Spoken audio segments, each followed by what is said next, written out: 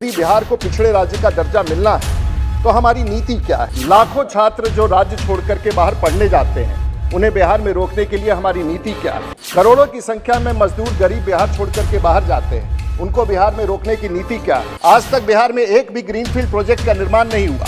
बेंगलोर, कर्नाटका, हैदराबाद, दिल्ली में greenfield port का अपना ग्रीनफील्ड एयरपोर्ट बनाया। बिहार में नागर विमानन की नीति क्या है।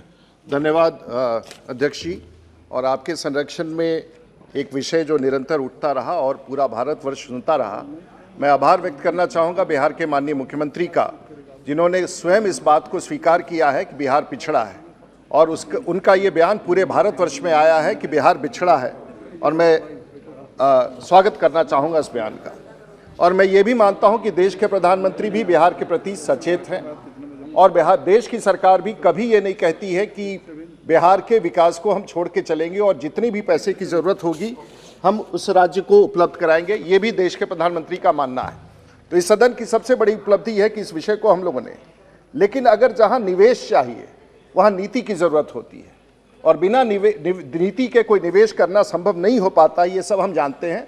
और मूलतः सदन के भीतर जब हम आते हैं तो नीति बनाते हैं और फिर भारत सरकार नीति के आलोक में पैसे देती है। तो मैं सिर्फ ये जानना चाहता हूँ कि आज यदि बिहार को पिछड़े राज्य का दर्जा मिलना है तो हमारी नीति क्या है। और मैं आपके माध्यम से जानना चाहूँगा कि आखिर में बिहार में जो लाखों छात्र जो राज्य छोड़ करके बाहर पढ़ने जाते हैं, उन्हें बिहार में रोकने के लिए हमारी नीति क्या है। करोड़ों की संख्या में मजदूर गरीब बिहार छोड़ करके बाहर जाते हैं, उनको बिहार में रोकने की नीति क्या है। बिहार में कोई भी ऐसा उद्योग नहीं है, देश में कोई भी पिछले 70 साल में ऐसा उद्योगपति हम नहीं कह सकते कि जो बिहार का हो। एक भी ऐसा संरचना नहीं है, ना ही हमारे राज्य में कोई अंतर्राष्ट्रीय स्तर का स्टेडियम है और ना ही कोई ऐसे खेल की व्यवस्था है जिसको अंतर्राष्ट्रीय, आज तक भारत में एक भी अंतर्राष्ट्रीय खेल जो दुनिया के स्तर पर हो सकता है बिहार में नहीं हुआ। आखिर उसका रोड मैप क्या है। आज तक बिहार में एक भी ग्रीनफील्ड प्रोजेक्ट का निर्माण नहीं हुआ। बेंगलोर, कर्नाटका, हैदराबाद, दिल्ली में ग्रीनफील्ड पोर्ट का अपना ग्रीनफील्ड एयरपोर्ट बनाया। बिहार में नागर विमानन की नीति क्या है।